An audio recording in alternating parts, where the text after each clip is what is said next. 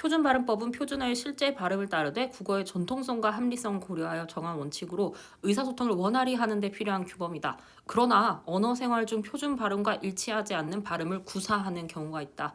표준 발음법 제13항에 따르면 헛받침이나 쌍받침이 모음으로 시작된 형식 형태소와 결합하는 경우에는 받침을 그대로 옮겨 뒤 음절의 첫소리로 발음하는 것이 원칙이며 이를 연음이라 부른다. 이때 음절의 끝소리 규칙을 적용하지 않고 연음해야 하는데 음절의 끝소리 규칙을 적용하고 연음하여 표준 발음과 일치하지 않는 발음을 하는 경우가 있다. 예를 들어서 무르피는 혼받침이 모음으로 시작된 조사와 결합되는 것이기 때문에 무르피로 발음을 해야 하는데 음절 끝소리 규칙을 적용하고 연음하여 무르비로 잘못 발음하기도 한다. 또한 음운 변동 없이 연음만 일어나는 환경에서 국외음화를 잘못 적용하여 발음하는 경우도 있다. 가령 소틀은 티읕의 모음 이나 반모음 이로 시작된 형식 형태소가 결합한 것이 아니기 때문에 소틀로 발음해야 되는데 소틀로 잘못 발음하기도 한다. 겹받침 발음도 혼동하기 쉽다. 표준 발음법 제10항에 따르면 겹받침들은 어말 또는 자음 앞에서 이렇게 발음해야 한다. 다만 밥은 자음 앞에서 밥으로 발음해야 되고 널은 넙죽하다 넙둥굴다 경우 넙으로 발음해야 한다.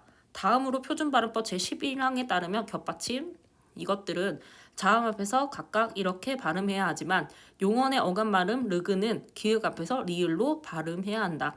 또한 표준 발음법 제14항에 따르면 겹받침이 모음으로 시작된 형식 형태소와 결합하는 경우에는 뒤에 것만을 음절 첫소리로 옮겨 발음해야 하고 이 경우 시읒은 된소리로 발음해야 한다.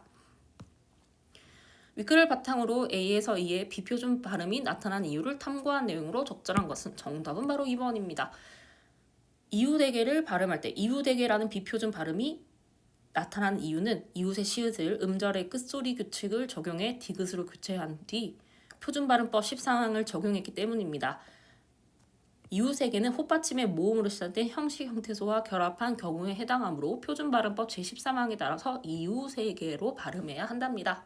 나머지 선지 살펴보도록 하겠습니다. 마지는요.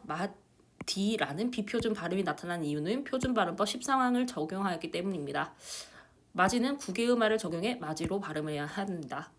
3번 안팎의 안팎을이라는 비표준 발음이 나타나는 이유는 안팎의 쌍기역을 음절의 끝소리 규칙을 적용해 기역으로 교체한 후 표준 발음법 13항을 적용하였기 때문입니다.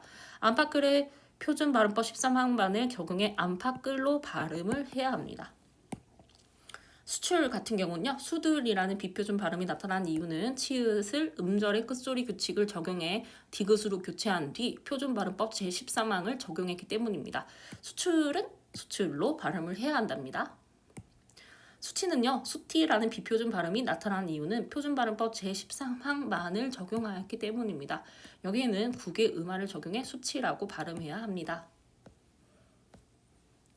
A를 이해한 내용 중 적절하지 않은 것은 정답은 2번인데요. A에 언급된 표준 발음법 제11항에 따르며 겹받침 리을 기역은 기역을 제외한 자음 앞에서 기역으로 발음해야 됩니다.